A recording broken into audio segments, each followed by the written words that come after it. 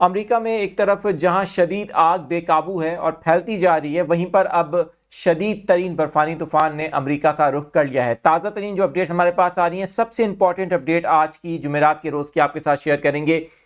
ایک طرف تو موسمیاتی تبدیلیاں اس حد تک متاثر کر رہی ہیں کہ خشک سالی کا خدشہ ہے، کیونکہ بارش نہیں ہو رہی۔ لاس اینجلس شہر میں مزید آگ لگنے کا اندیشہ ہے۔ وہیں پر اب یہ برفانی طوفان ہے جس نے چند گھنٹوں کے اندر اس وقت نظام زندگی کو درہم برہم کر کے رکھ دیا ہے۔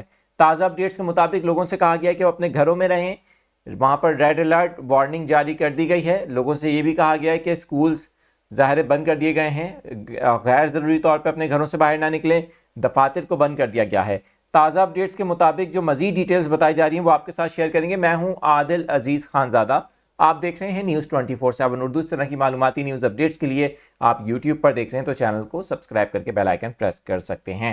اس کے علاوہ فیس بک، ٹک ٹاک اور انسٹاگرام پر بھی جوائن کر سکتے ہیں۔ اچھا، امریکی حکام کا بتانا ہے کہ کچھ علاقے ایسے ہیں جہاں پر شدید برف باری ہو رہی ہے جو کہ ماضی کے ریکارڈ توڑ رہی ہے۔ اسی طرح سے کچھ ریاستوں میں تو بتایا جا رہا ہے کہ اتنی شدید برف پڑی ہے کہ جہاں 5 سے 6 انچ تک برف باری سے ہر طرف اس وقت نظام زندگی درہم برہم ہے۔ آپ اگر میرے پاس منظر میں جو پکچر دیکھ رہے ہیں یہ بھی اسی برفانی طوفان کے، جس کے باعث آپ دیکھ سکتے ہیں کہ سڑکوں کا جو حال ہے حد نگاہ کم ہے، لوگوں کو کافی مشکلات کا سامنا کرنا پڑا ہے۔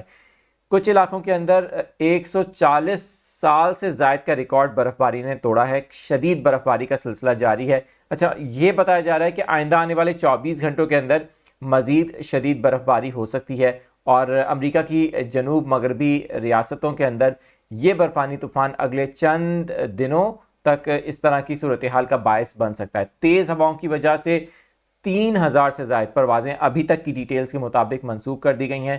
مزید پروازوں کے منسوخ ہونے کا یا متاثر ہونے کا، پروازوں کے شیڈیول کے متاثر ہونے کا اندیشہ موجود ہے، کہ ظاہر ہے کہ وہاں پر اس وقت ایک ایسا موسم ہو چکا ہے جس کے اندر جہازوں کا اڑنا مشکل ہی نہیں بلکہ ناممکن ہو چکا ہے۔ تازہ ترین جو ہمارے پاس ڈیٹیلز آتی رہیں گی آپ کے ساتھ شیئر کرتے رہیں گے امریکہ سے صورتحال سے متعلق۔ ایک طرف آگ نے وہاں پر تباہی مچائی ہے، اور اب آج جمعرات کے روز مزید خشک ہوائیں لاس اینجلس میں چلنے کا امکان ہے، جس سے صورتحال مزید خراب بھی ہو سکتی ہے۔ تازہ اپڈیٹس آپ کے ساتھ شیئر کرتے رہیں گے، دیکھتے رہیں نیوز 24/7 اردو۔